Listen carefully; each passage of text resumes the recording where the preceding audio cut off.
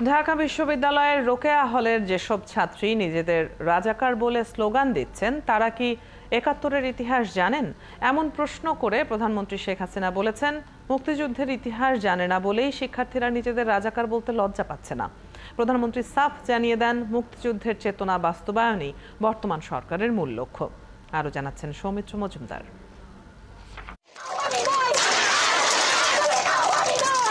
৭১-এর ২৫ March রাতে রাজাকারদের সহযোগিতায় পাক বাহিনী ঢাকার যেসব স্থানে গণহত্যায় মেতে উঠেছিল, ঢাকা বিশ্ববিদ্যালয়ের রোকেয়া হল তার অন্যতম। এখন জন্ম সনদ দিয়ে খোলো বিকাশ স্টুডেন্ট অ্যাকাউন্ট, নিজের বিকাশ নিজে কর। হল থেকে মেয়েদের তুলে নিয়ে পাশবিক নির্যাতন চালিয়ে হত্যা করেছিল পাকিস্তানি বাহিনী। সোমবার মধ্যরাতে সেই রোকেয়া হল সহ কয়েকটি ছাত্রাবাস থেকে নিজেদের রাজাকার পরিচয় দিয়ে স্লোগান দেয় কোটা আন্দোলনকারীরা। রাজাকার পরিচয় দিয়ে স্লোগান দেয়া শিক্ষার্থীদের, বিশেষ করে রোকেয়া হলের ছাত্রীদের এমন স্লোগানের কঠোর সমালোচনা করেন প্রধানমন্ত্রী। আমার খুব দুঃখ লাগে কালকে যখন শুনি রোকেয়া হলের ছাত্রীরাও বলে তারা রাজাকার। তারা কি জানে ৭১ সালে ২৫শে মার্চ কী ঘটেছিল? সেখানে ৩০০ মেয়েকে হত্যা করেছিল, ৪০ জন মেয়েকে রেপ করেছিল এবং এদের ধরে নিয়ে পাকিস্তানি ক্যাম্পে নিয়ে গিয়েছিল। সেই ক্যাম্পে কী অবস্থায় ছিল?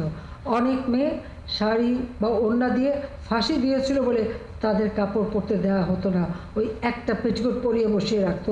দিনের পর দিন তাদের উপর পাশবিক অত্যাচার হতো। সে মেয়েরাও স্লোগান দেয়।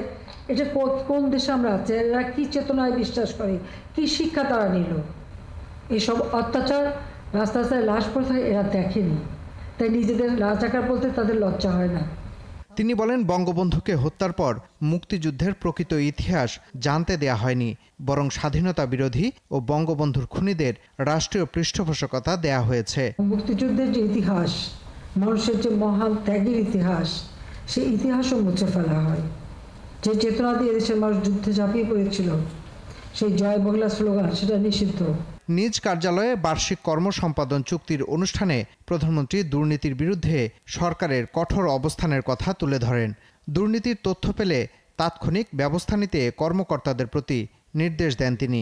যারাই দুর্নীতির সাথে জড়িত থাকবে তাদের ভিতরে যথাযথ ব্যবস্থা নেওয়া হবে। সরকারে কি বদনাম হবে না হবে সেটা আমি কেয়ার করি না। কেউ যাতে চক্রান্ত করে দ্রব্যমূল্য বাড়াতে না পারে সেদিকে নজরদারি বাড়ানোর নির্দেশও দেন প্রধানমন্ত্রী।